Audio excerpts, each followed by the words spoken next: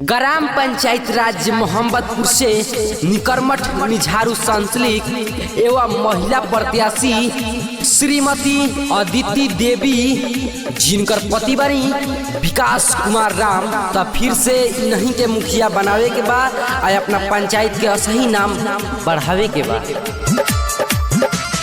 आइली बा चुनावना बुलाए के बाजी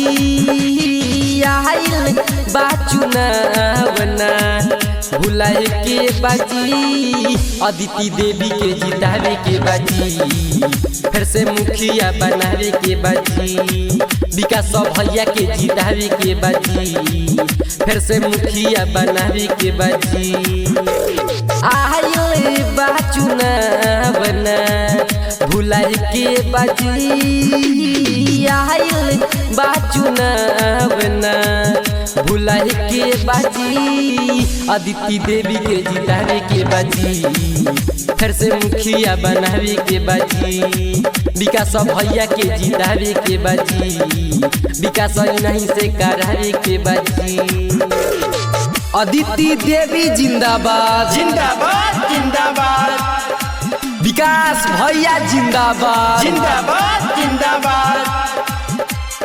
अदिति देवी जिंदाबाद जिंदाबाद जिंदाबाद विकास भैया जिंदाबाद जिंदाबाद जिंदाबाद सोची समझी रौरा करी विचार जी निमन बाइन कर व्यवहार जी फिर से जीताही रौरा परत बानी पौआ दिही जाइन का के प्यार जी दिही जाइन का के प्यार जी सोची समझी रौरा करी विचार जी निमन बाइन कर व्यवहार जी फिर से जीताही रौरा परत बानी पौआ दिही जाइन का के प्यार जी केहू के सिखावला मेना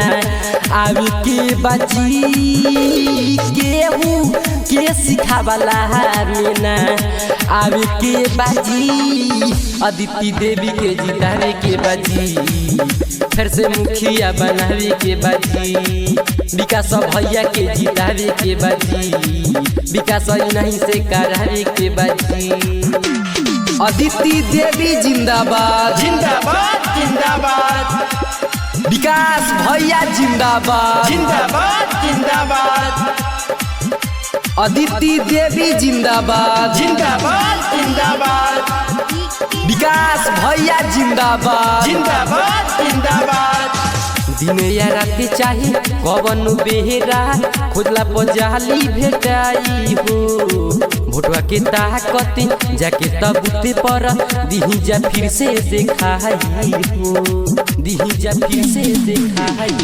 दिन या रात चाहे कवन बेहरा खोजला पजाली भेटाई हो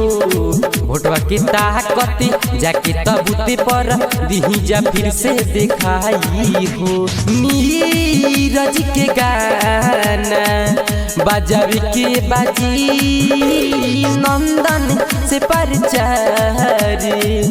करावे के बाजी विकास भैया के जितावे के बाजी फिर से मुखिया बनावे के बाजी अदिति देवी के जितावे के बाजी फिर से मुखिया बनावे के बाजी आइली बा चुनावना बुलाए के बाजी आइल बा चुनावना बुलाए के बाजी अदिति देवी के जितावे के बाजी फिर से मुखिया बनावे के बाजी विकास भैया के जितावे के बाजी फिर से मुखिया बनावे के बाजी अगर रोहू चाहतनी ऐसा अपन चुनाव प्रचार बनावे के तो संपर्क करी धीरज रिकॉर्डिंग स्टूडियो मोहब्बत परसा जिनकर मोबाइल नंबर बा 91 10 14 63 69।